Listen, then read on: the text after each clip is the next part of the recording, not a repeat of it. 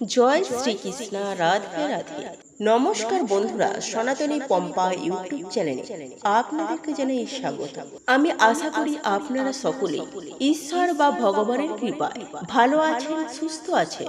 বন্ধুরা, আপনি যদি লাইভে কিছু শিখতে চান বা জানতে চান তাহলে অনুগ্রহ করে চ্যানেলটি সাবস্ক্রাইব করে রাখুন। বন্ধুরা, আগামী রবিবার জামাই ষষ্ঠীর দিন এই একটি জিনিস অবশ্যই খান এবং মেয়ে জামাইকেও খান। এর ফলে সারা বছর টাকার বৃষ্টি হতেই থাকবে, মেয়ে জামাইয়ের আয়ু বৃদ্ধি হবে এবং জামাই রাজা হবে। বন্ধুরা, জ্যৈষ্ঠ মাসের শুক্লা তিথিতে মা ষষ্ঠী দেবীর পূজার মধ্য দিয়ে এই ব্রত পালন করা হয়। বিবাহিত মেয়ে এবং জামাইকে এই দিন নেমন্তন্ন করে আপ্যায়ন করা এই ব্রতের রীতি এবং নীতি।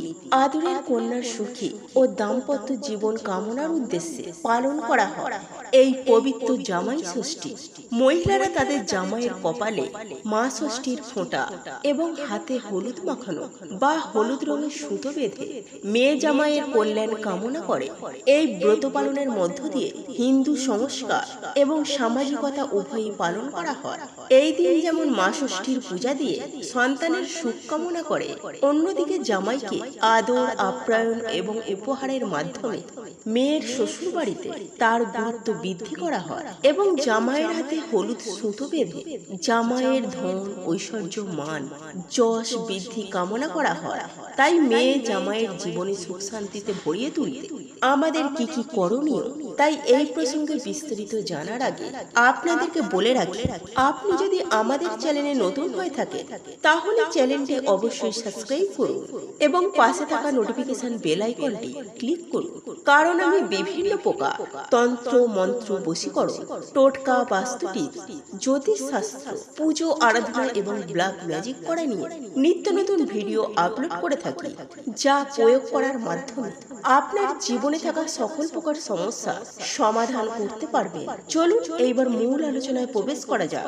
সুপ্রিয় দর্শক বন্ধুরা, জামাই ষষ্ঠী বাঙালিদের অত্যন্ত জনপ্রিয় একটি উৎসব। এই উৎসব বাঙালিরা আনন্দের সঙ্গে পালন করে থাকেন।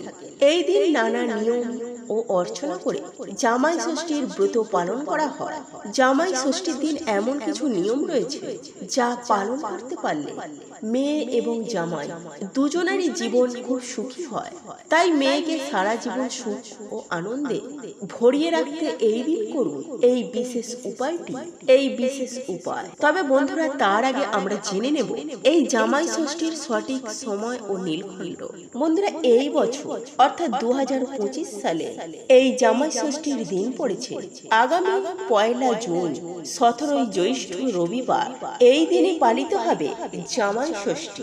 বন্ধুরা, আগের দিন রাতে অর্থাৎ 31 মে, 16 জ্যৈষ্ঠ শনিবার রাত 12:03 থেকে শুরু হচ্ছে এই জামাই ষষ্ঠী এবং থাকছে 1 জুন রাত 12:08 পর্যন্ত। এবং এই জামাই ষষ্ঠী থাকছে রবিবার দিন সারা দিন।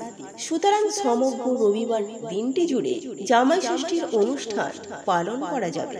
তবে জামাই ষষ্ঠীর দিন জামাই বরণে একটি শুভ সময় উক্ত দিনে সবসময়ই থাকে, আর ওই সময়ের মধ্যে জামাই বরণ অর্থাৎ জামাই ষষ্ঠী যদি পালন করা যায় তাহলে সেক্ষেত্রে সব থেকে উত্তম সময় বলেই মনে করা হয়। বন্ধুরা, এই বছর এই জামাই ষষ্ঠী পালনে সব থেকে উত্তম সময় হলো রবিবার দিন সকাল 9:22 থেকে সকাল 11:10 পর্যন্ত।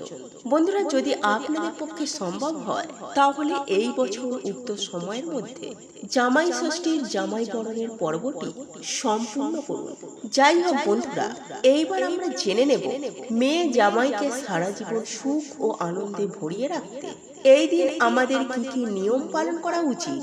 বন্ধুরা, আমি সবার প্রথমে যে বিষয়টির কথা বলবো তা হলো জামাই ষষ্ঠীর দিন অবশ্যই খেয়াল রাখতে হবে জামাই যেন শ্বশুর বাড়িতে একা না আসে। এই দিন মেয়ে জামাই যেন একই সঙ্গে বাড়িতে প্রবেশ করে।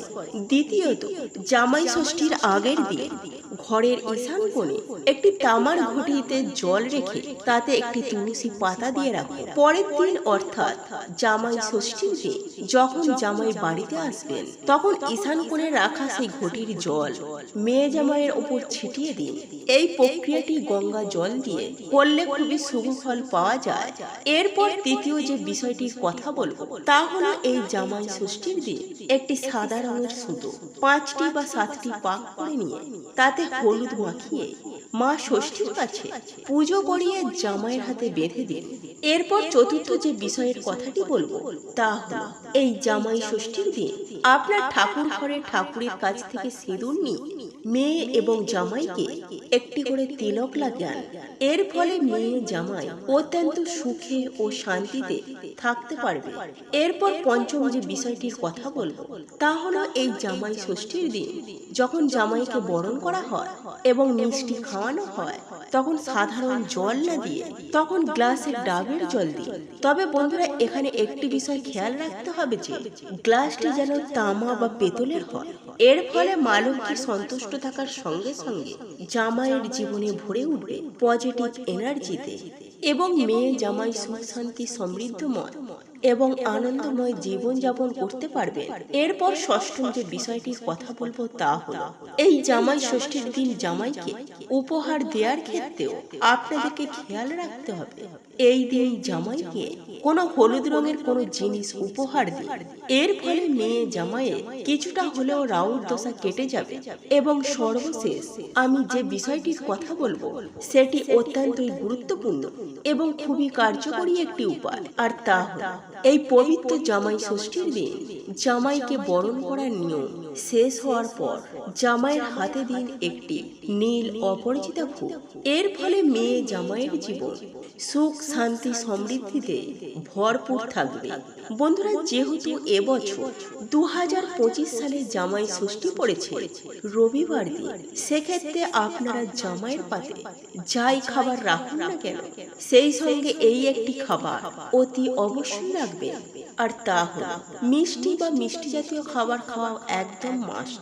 তবে সব থেকে ভালো হয় যদি আপনি সকালবেলা টিফিন বা নাস্তা খাওয়ার সময় আপনি একটি মিষ্টি যদি মুখে নিতে পারেন। তবে অনেকেরই ক্ষেত্রে সকালবেলা মিষ্টি খেলে গা বমি বমি ভাব থাকে, তাই সেক্ষেত্রে একটু বেলার দিকে আপনারা মিষ্টি খান এবং সেই সঙ্গে আপনারা দুপুরে যখন অন্ন গ্রহণ করবেন সেই সময়ে পাতে রাখুন সামান্য একটুখানি হলো গাওয়া ঘি। হ্যাঁ বন্ধুরা, আপনি ঠিকই শুনেছেন, আপনি যদি এই জামাই ষষ্ঠীর দিন মিষ্টি এবং গাওয়া ঘি খেতে পারে তাহলে সেটা শাস্ত্র মতে খুবই শুভ বলে মনে করা হয়। এর ফলে আপনার মেয়ে জামাইয়ের আয়ু বৃদ্ধি হবে এবং একই সঙ্গে জীবনে নানান দিক থেকে আর্থিক সচ্ছলতা আসবে। শুধু মেয়ে জামাই না, পারলে আপনারা নিজেরাও খান, আপনাদের জীবনেও আর্থিক সচ্ছলতা আসবে এবং আয়ু বৃদ্ধি হবে। তো এই ছিল আমাদের আজকের ভিডিওটি কেমন লাগলো তা কমেন্ট করে অবশ্যই নিজের মতামত জানাবেন। ভালো লেগে থাকলে অবশ্যই একটি লাইক করবেন। কমেন্টে ভক্তি ভালোবাসা ও শ্রদ্ধার সহিত জয় মা লক্ষ্মী দেবীর জয় বা জয় শ্রীকৃষ্ণ রাধে রাধে একটি বারের জন্য হলেও লিখে যাবার জন্য অনুরোধ জানাচ্ছি। আর আপনি যদি আমাদের চ্যানেলে নতুন দর্শক হয়ে থাকেন তো বিশেষভাবে অনুরোধ করব চ্যানেলটি অবশ্যই সাবস্ক্রাইব করে পাশে থাকা নোটিফিকেশন বেল আইকনটি অন করে রাখবেন। তাহলে সকলে সুস্থ থাকুন, ভালো থাকুন পরম করুণাময় ঈশ্বরের অশেষ কৃপায়। তো আবারও কথা হবে আপনাদের সাথে নতুন কোনো ভিডিওর বিষয় নিয়ে।